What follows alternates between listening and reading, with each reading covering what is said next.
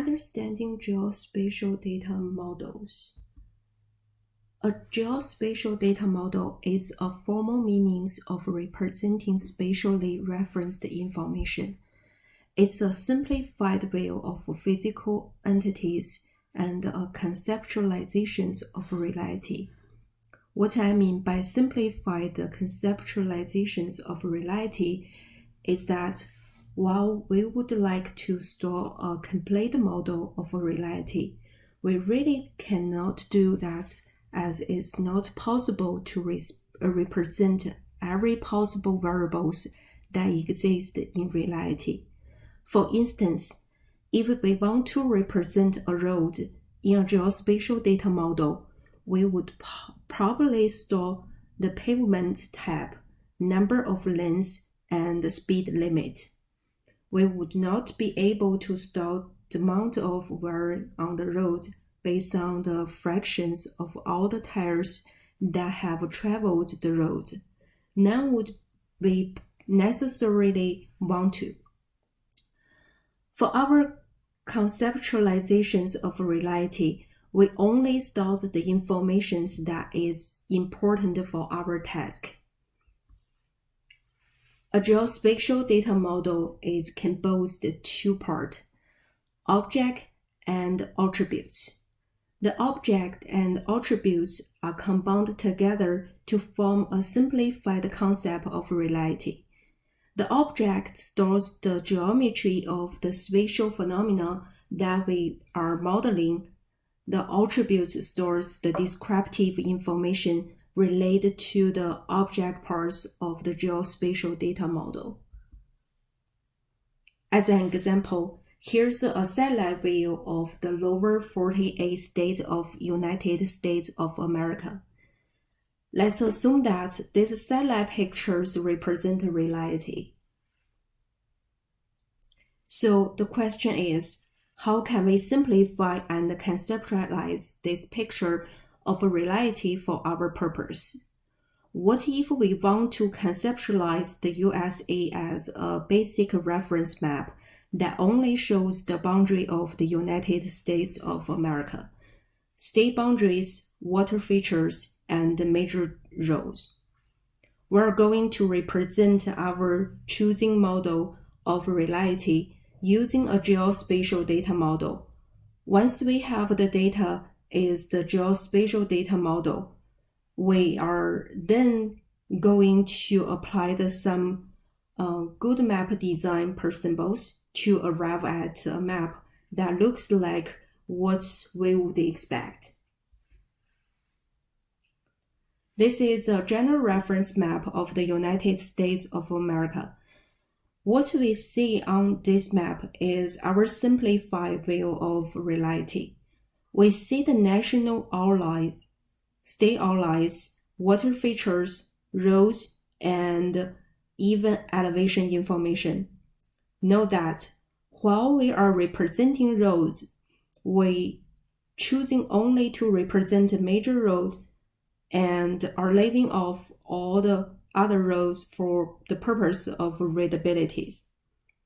By only showing major roads, we have simplified reality for our purposes. In fact, every facet of reality that we are displaying on this map has been simplified in at least one way. Now, if we are going to simplify reality and are going to store the concept of reality in a geospatial data model, we need to understand the way in which spatial phenomena are structured. There are two types of spatial phenomena that we are going to discuss: discrete and continuous. A discrete spatial phenomenon is anything that exists that is individually distinguishable. It has well-defined boundaries and is easy to see where it begins and ends. It does not exist between where we observed it to be. For example, a stream or lake is very easy to tell where they begin and end. and they are easily distinguishable individually on the Earth. The same thing goes for the roads. Roads have very defined boundaries and are each easily distinguishable as individual roads. The second type of spatial phenomena is continuous. A continuous spatial phenomena is something that exists between our observations. It's data of a continuous nature that cannot be isolated as an individual. It's perhaps best explained through examples. For instance, temperature is a continuous phenomenon that generally varies throughout space. A temperature reading at a single location does not represent a well-defined location where it's exactly that temperature. Instead, the temperature reading must be put in the context of the surrounding area as part as the larger surface of temperature readings. Temperature should be considered as part of a larger continuous spatial phenomenon. Elevation is another example of a continuous spatial phenomenon. An elevation reading is only a single point in a larger surface. So, if we consider our continuous and discrete spatial phenomena, we can simplify them to a map that looks like this. We would consider this map to be a reasonable representation of the United States of America, and the spatial phenomena that falls within. The discrete spatial phenomena would be the roads, the national boundary, the state boundary, and the water features. The continuous spatial phenomena would be the elevation information on this map. Now that we know that we can store the representations of a discrete and continuous spatial phenomena in geospatial data models, we should consider how we organize them. Typically, spatial phenomena is organized into separate geospatial data models by theme. Separating our models of reality will provide us with many benefits when it comes to querying and analysis. Additionally, we tend to group things that are similar together in our minds.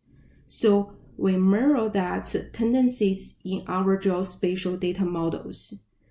In the example on the screen, we have a model of 5 phases of Mexico: cities, the top layer, water features, roads, state boundaries, and national boundaries.